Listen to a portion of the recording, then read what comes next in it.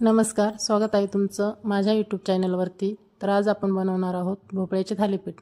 चला तर लगेच सुरुवात करूया बनवायला। तर इथे मी एक भोपळा घेतला आहे, तो स्वच्छ धुवून घेतलेला आहे। त्यानंतर मी त्याची पुढची आणि मागची साईड कट करून घेतलेली आहे।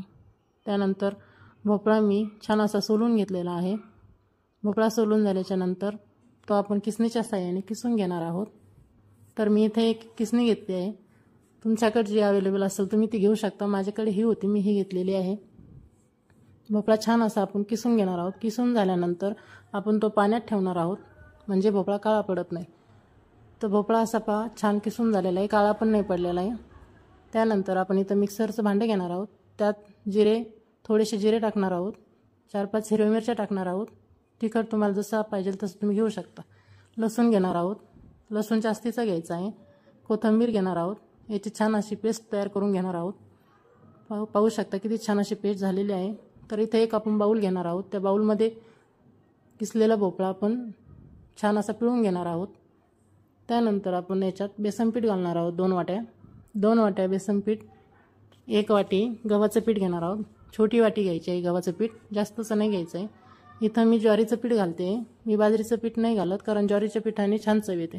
तर इथे 1 वाटी ज्वारीचं पीठ घेणार आहोत।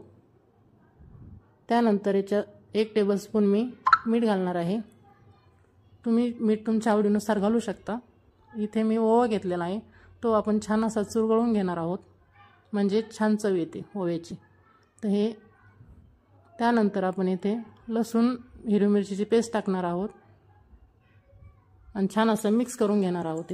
थोडीशी कोथिंबीर घालायची आहे वरतून। नंतर मळून घ्यायचं आहे, थोडंसं सैलच ठेवायचं आहे, जास्त पण सैल नाही ठेवायचं आहे आणि जास्त घट्ट पण नाही करायचं आहे। त्यानंतर मी ते कॉटनचा कपडा घेतलेला आहे, त्यावर थोडंसं पाणी टाकलेलं आहे।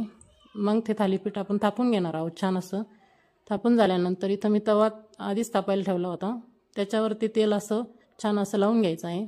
त्यानंतर हे थालीपीठ त्याच्यावरती आपण टाकणार आहोत। थालीपीठ टाकून झाल्याच्या नंतर साईडने असं तेल सोडायचं आहे, म्हणजे थालीपीठ तव्याला चिकटत नाही।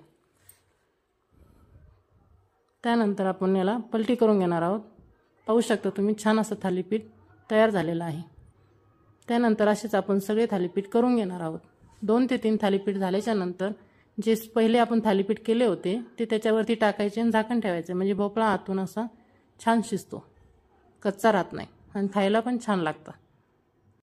तर तुम्ही पाहू शकता छान असे थालीपीठ आपले तयार आहेत। तर तुम्ही दही सोबत खाऊ शकता।